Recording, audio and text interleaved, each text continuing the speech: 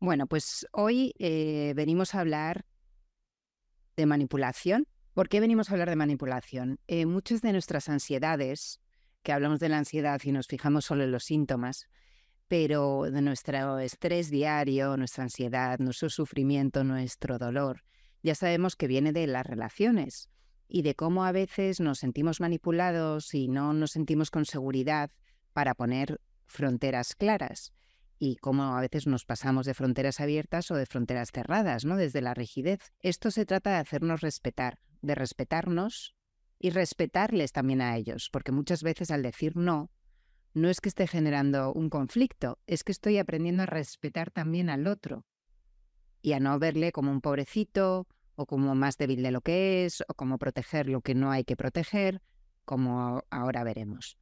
Que esto sigue significando, sigue hablándonos de tomar responsabilidad, de hacernos responsables, de darnos nuestro lugar y de ser defensores de nosotros mismos, porque a veces, sin darnos cuenta, esperamos que los otros defiendan nuestros derechos y la realidad es que en un mundo ideal eso podría suceder, en una novela de ficción, pero en la vida real vemos que tenemos que defender nuestros propios derechos, recordar cuáles son y ponerlos encima de la mesa. De esta manera, también lo que estamos haciendo es no ponérselo tan fácil, tan jugoso a ciertos perfiles, vamos a llamar tóxicos, ¿no?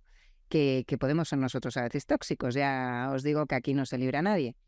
Pero ver que hay personas que van viendo que contigo es más fácil, que tú estás disponible, que pues tú tienes más tragaderas, y entonces hay personas, hablo de perfiles tóxicos, pero es que no solo un perfil tóxico, digamos, con esta etiqueta que usamos convenientemente ahora a nuestro servicio, sino que hay personas geniales, fenomenales, con muchísimos valores, generosas, honestas, que si tú no le marcas un límite, se aprovechan de eso inconscientemente, porque les conviene, porque ellos también están en estrés.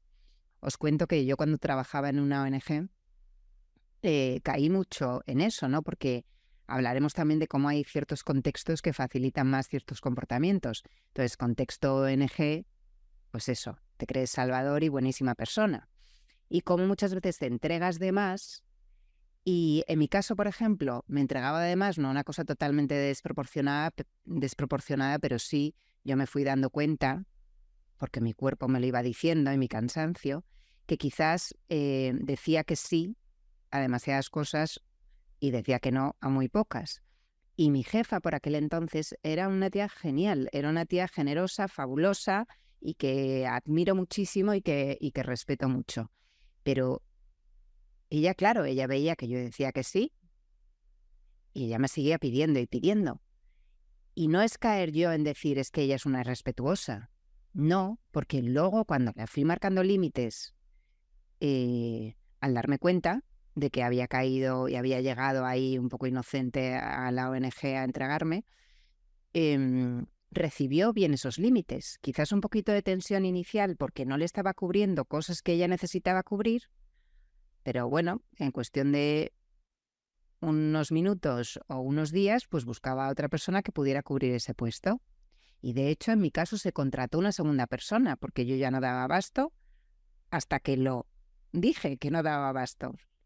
Y se vio y se contrata a otra persona para hacer mi trabajo sin más problema. Un poquito de tensión puede ser, pero ayudé yo también a la organización a restablecer cómo funcionaba el equipo. Me hice respetar y favorecí el funcionamiento de la organización. En fin, que hay que dar segundos vistazos cuando creemos que estamos generando un problema o un conflicto, porque muchas veces estamos dándole información relevante, interesante y necesaria al que tenemos enfrente. Y como os digo, a veces se aprovechan de nosotros o nosotros de los otros porque, porque cada uno está en lo suyo, con sus propios estrés y queriendo cubrir lo suyo.